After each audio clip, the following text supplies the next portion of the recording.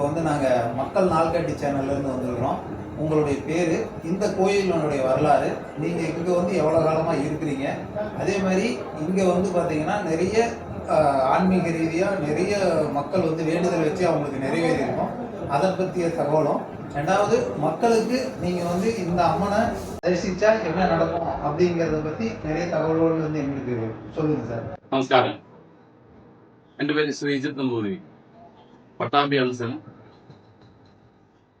ഞാനിവിടെ പുതുശ്ശേരി ശ്രീ കുറുമ്പ ഭഗവതി ക്ഷേത്രത്തിലെ മേശാന്തിയാണ്. വളരെയധികം കേരളത്തിലെ തന്നെ വളരെയധികം പ്രധാനപ്പെട്ട ഭഗവതി ക്ഷേത്രങ്ങളിലൊന്നാണ് പാലക്കാട് ശ്രീ പുതുശ്ശേരി കുറുമ്പ ഭഗവതി ക്ഷേത്രം. തമിഴ്നാട്ടിൽ നിന്നും പാലക്കാട്ടേക്ക് വരുന്ന വഴിയിലെ ഏറ്റവും പാലക്കാട് ബോർഡർ, കേരള ബോർഡർ കഴിഞ്ഞ് കിട്ടുന്ന കേരളത്തിലെ ഏറ്റവും പ്രധാന ക്ഷേത്രങ്ങളിലൊന്നാണ് ശ്രീ കുറുമ്പ ക്ഷേത്രം. ഇവിടെ കേരളത്തിൽ നിന്നും തമിഴ്നാട്ടിലെ പല ഭാഗങ്ങളിൽ നിന്നുമായി ഒരുപാട് ഭക്തർ പല ആവശ്യങ്ങളുമായി വരുന്നുണ്ട്. ഒരുപാട് രോഗങ്ങളും അസുഖങ്ങളും ബുദ്ധിമുട്ടുകളും സാമ്പത്തിക പരാധീനങ്ങളും അങ്ങനെ ഒരുപാട് പ്രശ്നങ്ങളും ആയിട്ടാണ് പലവിധം വിവാഹം കഴിയായ അങ്ങനെ പല പ്രശ്നങ്ങളുമായി പല ആൾക്കാരും വരുന്നത്. ഭഗവതിയുടെ അതിശക്തമായ ചൈതന്യം, ആ ചൈതന്യം കൊണ്ട് ഒരുപാട് പേര് അതിൽ നിന്ന് എല്ലാ പ്രശ്നങ്ങളിൽ നിന്നും കരകയറി വിമുക്തി നേടി തിരിച്ചു വീണ്ടും വന്ന ഒരു സന്തോഷത്തോടു കൂടിയിട്ട് വന്നു.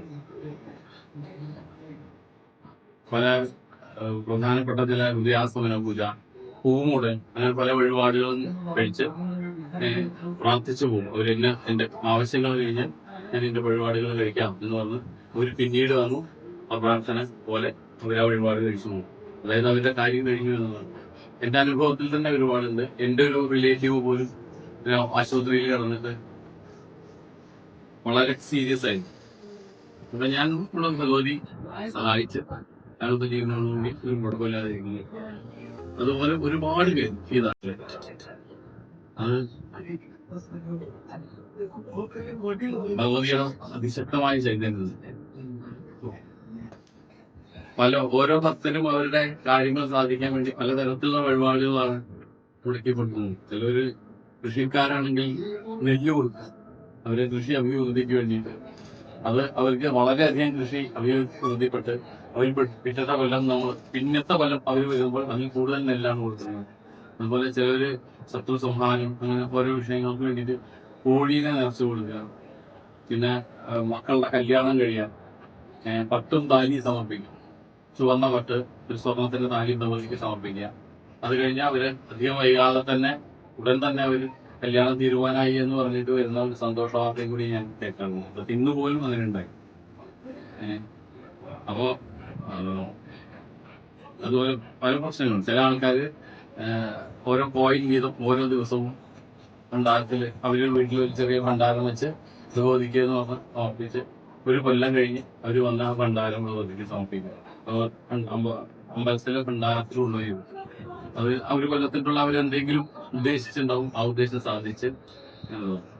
പിന്നെ അസുഖങ്ങൾ മാറും. ഇവിടെ പൂമോടൽ എന്ന് പറഞ്ഞ വഴിപാടുണ്ട്. ഈ പൂമോടലുള്ള വഴിപാട് നമ്മുടെ അഭീഷ്ടകാര്യ സിദ്ധിയാണ്. അഭീഷ്ടകാര്യസിദ്ധി പറഞ്ഞാൽ നമ്മുടെ കാര്യങ്ങൾ സാധിക്കാൻ വേണ്ടി അതിൽ പൂമോടൽ വളരെ ഉത്തമമായ വഴിപാടാണ്. അത് ഇവിടുത്തെ ഒരു പ്രധാന വഴിപാടാണ്. അപ്പൊ അത് ഈ പ്രത്യേകിച്ചും അസുഖങ്ങൾ, സ്കിന്നുമായോ അതിന്റെ ശരീരവുമായി ബന്ധപ്പെട്ട എന്തെങ്കിലും അസുഖങ്ങൾ മാറാനാണ് ഈ വഴിപാട് കഴിക്കുന്നത്. അത് ഒരുപാട് പേര് കഴിക്കുന്നതായിട്ടുണ്ട്. ഇത് ദേവസ്വന പൂജയാണ്. ദേവസ്വന പൂജ അതും മാസത്തിലൊരു എല്ലാ രോഹിണി നാളിലും ആണ് തന്ത്രി ഒന്ന് വിശേഷ പൂജയായിട്ട് ദേവസ്വന പൂജ കഴിക്കുന്നു. പിന്നെ എണ്ണ എന്ന് പറഞ്ഞാൽ ഇവിടുത്തെ എണ്ണയ്ക്ക് ഒരു പ്രാധാന്യം എന്താ വെച്ചാൽ ഇവിടെ ഈ ദീപസ്തംഭത്തിലെ എണ്ണ കൊണ്ടുപോയി കയ്യിലും കാലിലും ഒക്കെ പരട്ടി കഴിഞ്ഞാൽ മുട്ടുവേദന, കാലുവേദന, അങ്ങനത്തെ വേദനകൾ മാറാൻ. അപ്പൊ അത് കാരണം ഒരുപാട് പേര് അപ്പോ നമുക്ക് ഭഗവതിയുടെ അടുത്ത് കുറച്ച് എണ്ണ കൊണ്ടുപോകുമ്പോൾ നമുക്ക് ഭഗവതിക്ക് കുറച്ച് എണ്ണ കൊണ്ടണം. അപ്പൊ ഒരുപാട് പേര് എണ്ണ നോക്കും. പിന്നെ നെയ്വിളക്ക്, ഉള്ളിലെ ഏറ്റവും പ്രധാനപ്പെട്ട വഴിപാട് നെയ്വിളക്കാണ്. മറ്റെല്ലാ അമ്പലങ്ങളെ പോലെ അല്ലാതെ ഇവിടെ ഒരു വ്യത്യാസം എന്താ വെച്ചാൽ ഇവിടെ ശ്രീകോവിലിൽ കത്തിക്കുന്ന എല്ലാ വിളക്കുകളും നെയ്യ് കൊണ്ടാണ്, നെയ്യിലാണ് കത്തിക്കുന്നത്. മിക്കവാറും എല്ലാ അമ്പലങ്ങളിലും എണ്ണയാണ് കത്തിക്കുക, ഇവിടെ നെയ്യാണ് കത്തിക്കുന്നത്. അപ്പൊ ആ നെയ്യ് വിളക്കിന് ഭയങ്കര ചൈതന്യമാണ്. അപ്പൊ നെയ്യ് സമർപ്പിക്കൽ ഭയങ്കര പ്രാധാന്യം പറഞ്ഞത് നെയ്യ് വിളക്ക് എന്ന് പറയുന്നത്. അപ്പോ ആ നെയ്യ് വിളക്കിന് പ്രാധാന്യമുണ്ട്. ആ നെയ്യ് അതുകൊണ്ട് ഒരുപാട് പേര് നെയ്യായിട്ട് സമർപ്പിക്കുന്നു. അതിൽ ഒരു മാസത്തിൽ 1 ലിറ്റർ, എല്ലാ മാസവും 1 ലിറ്റർ വീതം തരണമുണ്ട്, എല്ലാ ആഴ്ചയിലും 1 ലിറ്റർ തരുന്നതുണ്ട്. അങ്ങനെയാണ് നെയ്യ് വിളക്കിന്റെ തരുന്നത്. പിന്നെ ശർക്കര, അരി, നാളികേരം, ഞാൻ അവനവന്റെ ആവുന്നത് പോലെ ഓരോരുത്തരും എന്ത് വേണമെങ്കിലും ഭഗവതിക്ക് കൊടുക്കാൻ തയ്യാറാണ്. അതേപോലെ ഭഗവതി അവർക്ക് ആവശ്യമുള്ളത് കൊടുക്കുന്നു. അതുകൊണ്ടാണല്ലോ അവർ വീണ്ടും വീണ്ടും വരുന്നത്. അപ്പോ പുതുശ്ശേരി ശ്രീ കുറുമ്പാ ഭഗവതി ക്ഷേത്രം എത്രയും പ്രാധാന്യമുള്ള കേരളത്തിലെ ഭദ്രകാളി ക്ഷേത്രങ്ങളാണ്. പേര് ഗോപാലൻ നായർ, ട്രസ്റ്റി ബോർഡ് ചെയർമാനാണ്. 18 കൊല്ലമായിട്ട് എക്സ്പീരിയൻസ് ഉള്ളതാണ്. ഇവിടെ വെടിയുത്സവം എന്ന് പറയുന്നത് കുംഭമാസത്തിൽ ആദ്യത്തെ വെള്ളിയാഴ്ച മുതൽ വിളക്കും. അതിൻ്റെ പിന്നിൽ ബുധനാഴ്ച കണ്ണീറുണ്ട്. അപ്പോൾ കണ്ണീർ തൊട്ട് 14 ദിവസമാണ് പേര് തുടങ്ങുന്നത്. കണ്ണീർ ബുധനാഴ്ച അല്ലെങ്കിൽ വ്യാഴാഴ്ച, വെള്ളിയാഴ്ച മുതൽ വിളക്കും, ചൊവ്വാഴ്ച ചെറിയ മാറ്റി ആണ് ഉള്ളത്. ബുധനാഴ്ച ചെറിയ മാറ്റി, വ്യാഴാഴ്ച 7-ാം വിളക്ക് പറയും. ആ 7-ാം വിളക്ക് എന്നുള്ളത് തറയിൽ നിന്ന് ആൾക്കാർ കുറച്ച് താരങ്ങളെടുത്ത് ഇവിടെ കൊണ്ടുവന്ന് എല്ലാ 2 അമ്പലത്തിലും, ഒന്ന് ശ്രീകുറുബാബ ക്ഷേത്രത്തിലും അതുപോലെ തന്നെ ഇവിടെ ബഹുശി അമ്പലത്തിലും താരം പൊരിഞ്ഞ് അവർ മടങ്ങി. അപ്പോൾ ഇനി വെള്ളിയാഴ്ച വലിയ കുമ്മാട്ടി വരികയാണെന്ന് പറയുന്നത് വെള്ളിയാഴ്ച രാവിലെ ഒരു നീരാറുണ്ട്. അവിടുന്ന് കുമ്പളസ്ഥാനത്ത് നിന്നും വയലുകുളം എന്ന് പറയുന്ന സ്ഥലത്തേക്ക് ഭഗവതിയുടെ ഇതായിട്ട് ആളും വിളക്കും ആൾക്കാർ കൂടിയിട്ട് അവിടെ പോയി കുളത്തിൽ പോയി കാല് കഴുകി പിന്നെ ഭക്ഷണം കൊണ്ട് വരും. ആ സമയത്ത് വടക്കേത്തറയുണ്ട്, ചെറിയ കാവിൽ നിന്നും കുറച്ച് ആൾക്കാരെ വിളിച്ചു വരുത്തി അവിടെ വെച്ച് ഞങ്ങൾ 2 പേരും കൂടി സംസാരിക്കും. ഇന്നമാതിരി ഇത്ര മണിക്ക് ഞങ്ങൾ വേറെ പുറപ്പെടുന്നതാണ്. അങ്ങനെ ആ രാവിലെ അത് കഴിഞ്ഞ് മടങ്ങുമ്പോൾ ഒരു ഈട് പൊട്ടിക്കുന്നു, 11 വെടി പൊട്ടിക്കും ഒരു സ്ഥാനത്ത്. അത് കഴിഞ്ഞാൽ ഉച്ചയ്ക്ക് 2 മണിക്കാണ് പകത്തെ വേല, കുമ്മാട്ടുവേല. ആ കുമ്മാട്ടുവേലയ്ക്ക് 2 മണി തുടങ്ങിക്കഴിഞ്ഞാൽ ഇവിടുന്നും 3 പ്രാവശ്യം ചുറ്റി അങ്ങനെ ഇവിടെ കുമ്മലസ്ഥാനത്തേക്ക് പോയി, കുമ്മലസ്ഥാനത്ത് നിന്നും ആ വയലുകുളത്തുള്ള സ്ഥലത്ത് പോയി ചേരും. അതേസമയം 2 മണിക്ക് അവിടെ ചെറിയ കുമ്മാട്ടുവേലയാണ്. അതും ഈ വയലുകുളത്തിൽ വന്ന് രണ്ടും യോജിക്കുന്നുണ്ട്. അവിടെ വെച്ച് സമാധിക്കുന്നതുമായി 2 പേരും വേല ചേർന്ന് കൈ കൊടുത്ത ശേഷം ഞങ്ങൾ പിരിയുന്നു. അതിനുശേഷം വൈകുന്നേരമാണ് വേല, കുമ്മാട്ടുവേല. ഇവിടുന്ന് വാദ്യത്തോട് കൂടിയിട്ട് പൂതന്തറ, മാലവിളക്ക്, ചെണ്ടവാദ്യം, കുത്തുവിളക്ക്, അമന എന്നുള്ള കൂടിയിട്ട് അങ്ങനെ ചെറിയ ബഹുശി അമ്പലത്തിൽ നിന്നും പുറപ്പെട്ട് നമ്മുടെ അമ്പലത്തിൽ ശ്രീകുറുബാബ ക്ഷേത്രത്തിൽ വന്ന് ചേരും. അവിടുന്ന് നേരെ വടശ്ശേരി അമ്പലം എന്ന് പറയും. ആ വടശ്ശേരി അമ്പലം എന്ന് പറയുന്നത് അവിടെ ഒരു ചെറിയൊരു അമ്പലമുണ്ട്, അതാണ് തുടക്കം. അവിടെ എല്ലാവരും ചേർന്ന് പഞ്ചവാദ്യം കൂട്ടി അതിനുശേഷം ചെറിയൊരു കമ്പമുണ്ട്, ആ കമ്പം കുളത്തി അവസാനിപ്പിക്കും. അതാണ് കുമ്മാട്ടുവേല. പിന്നെ ശോധനവേല പറയുന്നത് ഞായറാഴ്ച പേര് ഇന്ന് കണ്ടുപോയി. ഇതാണ് ശോധനവേല. ഇന്ന് ഉരുളാട്ടുകാവിൽ നിന്നും യജവീരന്മാരോടുകൂടി വാദ്യത്തോടു കൂടി അവിടെ നിന്ന് പുറപ്പെട്ട് ഇവിടെ വരും. ഇവിടെ വേറെ പുറപ്പെട്ട് പുലർച്ചെ 5:30 മണിക്ക് അവിടെ നിന്ന് പുറപ്പെട്ട് പുതിയ പഴയ റോഡിൽ നിന്ന് എത്തി അവിടെ നിൽക്കും. പിന്നെ കമ്പം കൊണ്ടുവരുന്നത് വാളയാർക്കാട്ടിൽ നിന്നാണ്. അതിൻ്റെ ഞായറാഴ്ച വൈകുന്നേരം ഒരു ഈട് പൊട്ടുന്നുണ്ട്. ആ ഈട് പൊട്ടിക്കഴിഞ്ഞാൽ കമ്പത്തിന് പോയ ആൾക്കാരുണ്ട്. അവർ ആ മുള കണ്ടുപിടിച്ചിട്ട് അവിടെ നിന്ന് വെട്ടും.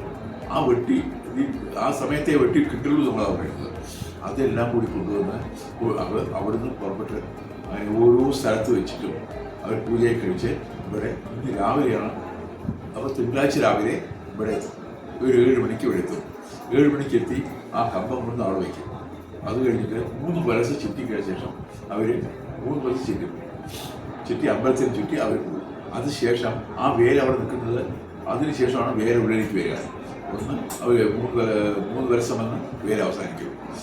അപ്പോൾ ഇന്ന് വൈകുന്നേരം പുതുശ്ശേരി വെടിക്ക് മൂലസ്ഥാനത്ത് നിന്നും വലിയ 3 രജവീരന്മാരും അതുപോലെ തന്നെ അതിൻ്റെ കൂട്ടത്തിൽ പഞ്ചവാദ്യം, അതുപോലെ തന്നെ മാലവിളക്ക്, ഭൂതന്തറ, അതുപോലെ തന്നെ കുറേ പറവാദ്യം, ഇങ്ങനെ പലതുണ്ട്. അങ്ങനെ ലൈനായിട്ട് വന്ന് 10 മണി വരെ അവിടുന്ന് പുറപ്പെട്ട് 10 മണിക്കാണ് ഇവിടെ 3 വർഷം ചുറ്റി അവസാനിപ്പിക്കുന്നത്. അങ്ങനെ അത് കഴിഞ്ഞ് പിറ്റേ ദിവസം 14 പേർക്ക് രാവിലെ ചെറുതായിട്ട് ഒരു ആൽത്തറ വളർന്നു നിൽക്കാറുണ്ട്. ആൽത്തറയിൽ അവിടെ ചുറ്റി അവസാനിപ്പിക്കുക. ഇതാണ് അവിടുത്തെ ചെയ്യേണ്ടത്. ഇത് 500 കൊല്ലം മുമ്പ് പഴക്കമുള്ള ഒരു ഭൗതിക ക്ഷേത്രമാണ്. അവിടെ നിന്നും ഒരു കാരണം കൊടുങ്ങല്ലൂർ പോയപ്പോൾ അയാൾക്ക് തോന്നി ഇങ്ങനെ രാത്രിയായി, മടങ്ങി വരാൻ വഴിയില്ല. അപ്പോൾ ഏതൊരു വീട്ടിൽ പോയി ചേർന്നപ്പോൾ ആ വീട്ടിൽ നിന്നും ആഹാരം കഴിക്കാൻ വിശക്കുമല്ലോ. ആഹാരം കഴിക്കുമ്പോൾ അവർ പറഞ്ഞ ഇന്ന വീട്ടിൽ പോയാൽ മതി ആരോ പറഞ്ഞു. അത് ആ വീട്ടിൽ പോയി ആഹാരം കഴിച്ച് കുറച്ച് കഴിയുമ്പോഴേക്കും അയാൾക്ക് വരയ്ക്കാനേ തുടങ്ങി. അങ്ങനെ പുതുശ്ശേരിയിൽ ആ ഭഗവതിയെ കൊണ്ടുവന്ന് ഇവിടെ കൊണ്ടുവന്നു. ആ ഭഗവതിയെ കൊണ്ടുവന്ന ശേഷം ആൾക്കാരൊന്നും വിശ്വസിക്കുന്നുണ്ടായിരുന്നില്ല.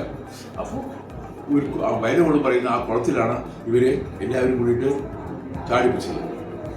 ചാടിപ്പിച്ച് വിറച്ചുകൊണ്ടിരിക്കുന്ന സമയത്ത് പിന്നെ എല്ലാവരും കൂടി തീരുമാനിച്ച് എന്താ ചെയ്യേണ്ട വിധത്തിലാണ് ഒരു നമ്മുടെ അമ്പലത്തിൻ്റെ വടക്ക് ഭാഗത്ത് ഒരു കുഴി കുടിച്ചിട്ട് അഗ്നികുണ്ഡമുണ്ടാക്കി. ആ അഗ്നികുണ്ഡത്തിലെ ഇറക്കാം, അപ്പോൾ ദർശനം കാണിക്കുമല്ലോ. അങ്ങനെ ഇറക്കിയതും ഇതായി ഭയങ്കരമായപ്പോൾ നല്ല കത്തിപ്പോകുമ്പോൾ പിന്നെയാണ് ഭഗവതി അവിടെ നിന്നുണ്ടായതെന്നാണ് എല്ലാവരും പറയുന്നത്. അതിനെ പൊക്കാൻ വേണ്ടിയിട്ട് വൈക്കിഞ്ചേരി ഭഗവതിയും കൊട്ടിക്കാട് ഭഗവതിയും കൂടി ചേർന്ന് കൈകൊണ്ട് പൊക്കി അവരിവിടെ അങ്ങനെയാണ് നമുക്ക് ഇവിടെ അങ്ങനെ പറയുന്നു. ആ സമയത്താണ് ഈ വസൂരി ഉണ്ടായത്. വസൂരി ഇവരെ ഇങ്ങനെ ചെയ്തുവല്ലോ, ആ ഒരു കുറ്റബോധം. വൈക്കിഞ്ചേരി ഭഗവതി കൊട്ടിക്കാട് ഭഗവതിയും വന്ന് ഇവരെ പൊക്കി മുകളിൽ കൊണ്ടുവന്ന ശേഷം അങ്ങനെ ഭഗവതിയായി മാറിയെന്നുള്ളതാണ്. അങ്ങനെയാണ് സ്ഥാപിച്ചത് ഇവിടെ ഭഗവതി എന്ന് പറയുന്നത്. ആ ഒരു തെറ്റുവേലയാണ് നമുക്ക് ഇവിടെ നടത്തുന്നത്. നമ്മൾ കത്തിച്ചുവല്ലോ ഭഗവതി, ആ ഒരു തെറ്റുവേലയാണ് നമ്മൾ ഇവിടെ ഇന്നത്തെ വെടി ആഘോഷിക്കുന്നത്.